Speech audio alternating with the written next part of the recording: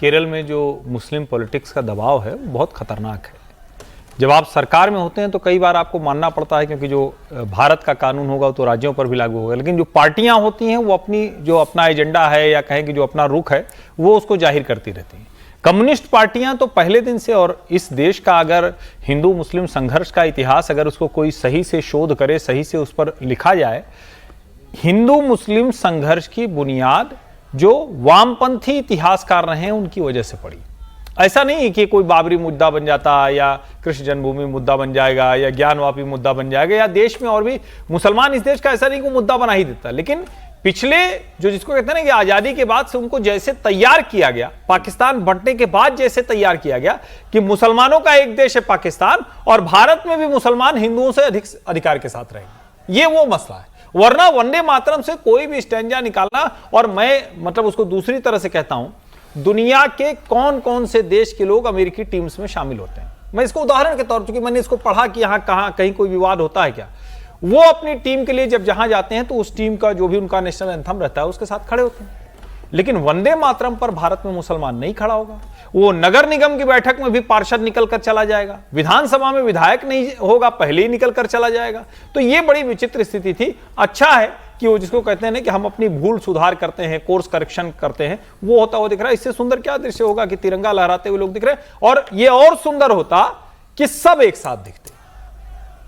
And ये मंगल मिलन है, उसमें दिखे बड़ा अच्छा है। सभी राजनीतिक दलों के नेता, सभी सांसद, सभी विधायक सब एक साथ, उसमें कोई हिब्बट होना ही नहीं चाहिए वंदे मातरम में और तिरंगे में। अब आपको दिखाते हैं दूसरी इंटरेस्टिंग तस्वीर।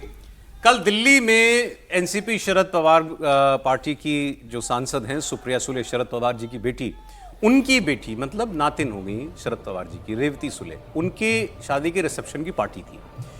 अब इसमें राजनीति के हमारे सारे सितारे पहुंचे हुए थे। प्रधानमंत्री नरेंद्र मोदी, गृह मंत्री अमित शाह, सोनिया गांधी, राहुल गांधी, प्रियंका गांधी, तमाम और पार्टियों के नेता, सभी लोग वहां पर थे।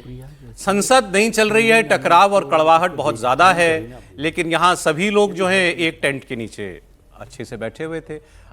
ऐसी तो हालांकि यहाँ कोई राहुल गांधी और अमित शाह का दुआ सलाम हो गया वैसा नहीं है, कोई तस्वीर ऐसी नहीं आई, या सोनिया जी और मोदी जी का आमना सामना हो गया हो तो वहाँ उनका नमस्कार हो गया हो। इस वीडियो में है कि वो दोनों एक जगह पर हैं, लेकिन दोनों अलग अलग हैं। वो आपको अमित शाह जी और राहुल गांधी। जो अभी इससे पहले जो आपने वीडियो चलाया था वो चलाएंगे, जिसमें अमित शाह जी खड़े हुए हैं। हाँ। अब इसमें कैमरा घूमेगा तो उनके पीछे दाईं ओर आपको राहुल गांधी खड़े हुए दिखाई देंगे। वो कट गया है इसमें वो, लेकिन वो दिखाई दे रहे हैं, वो एक ही वीडियो में दिखाई दे रहे हैं दोनों। लेकिन मुझे तो उम्मीद नहीं है कि वहां कोई उनका कोई शिष्टाचार भी आमने सामने हुआ होगा। नहीं, वो आसपास बिल्कुल थे, इसमें आपको दिखाई बिल्कुल थे, लेकिन आपस में ऐसा लगता नहीं है कि राहुल उनके बीच में ऐसा ये देखिए कितनी दूरी है, मतलब 10 फीट है, बिल्कुल नहीं हुआ, ऐसा लगता नहीं कि आपस में 5 कदम की दूरी पर थे एक दूसरे से, लेकिन कोई वहां पर 50 कदम भी होता है। सामान्य तौर पर ऐसे समारोह में तो मिल ही लेते हैं, सब लोग चले जाते हैं।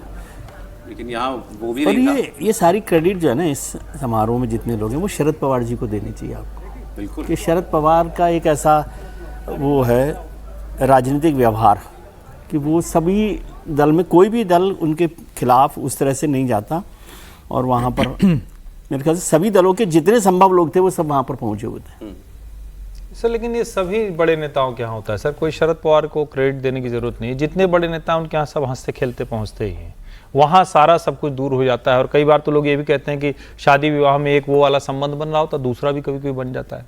ये भी सब भी लोग कहते हैं कि मतलब ऐसे जाते हैं तो उससे क्या गुंजाइश बनी रहती है, मान लीजिए इधर से उधर जाना हो।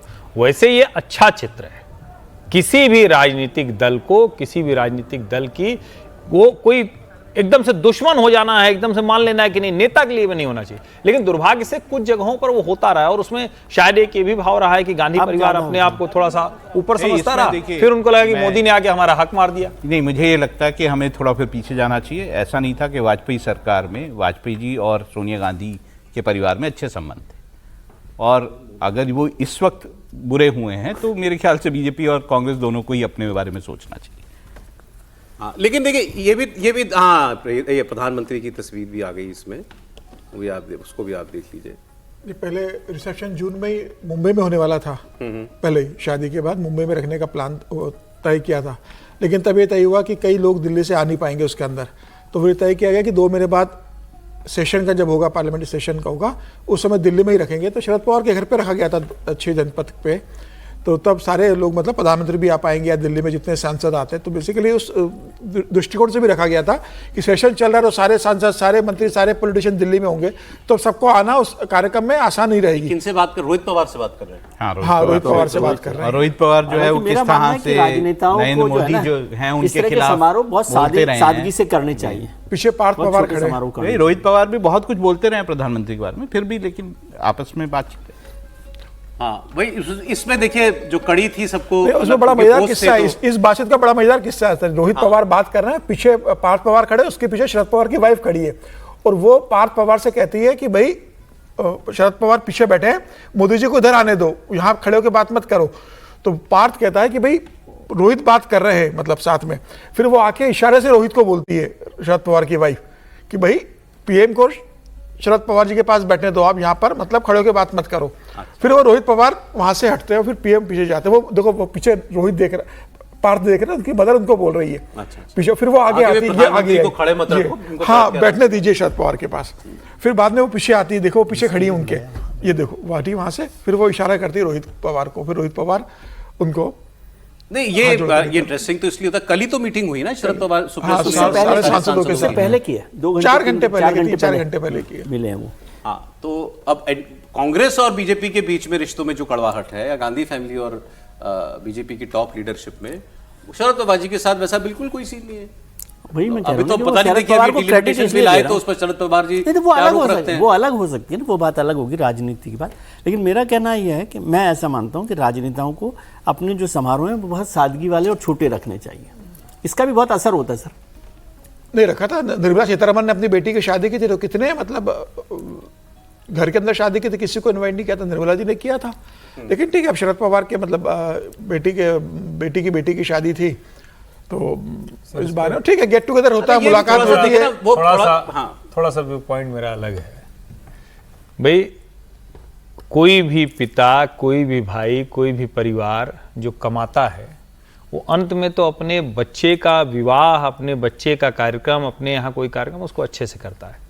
नेता लोग भ्रष्टाचार बंद कर दें, पैसा कमाएं, अच्छे से करें, उसमें कोई दिक्कत नहीं है। मतलब मैं इसको बिल्कुल गलत नहीं मानता हूं कि बहुत अच्छे से कोई शादी विवाह करना, मतलब मैं अपनी बात कर रहा हूं। बाकी हाँ, जब आप बहुत पैसा पानी की तरफ बहा देते हैं तब लोगों को लगता है कि थोड़ा गड़बड़। बाकी इसमें क्या दिक्कत है भाई, ये अच्छी बात है, किसी बड़े आदमी की बेटी की शादी है तो लोग भी तो चाहते हैं ना कि उसमें जाएं, ज्यादा लोग बुलाए जाएंगे, ज्यादा बड़ा इंतजाम होगा। अखिलेश यादव भी हैं उनके साथ, उनके वो, अब हमको लगता है अगर ये बारामती में करें तब तो पूरा ग्राउंड डाउन करेंगे कि अखिलेश यादव और सोनिया जी के बीच में अच्छी बातचीत हो रही है। हाँ,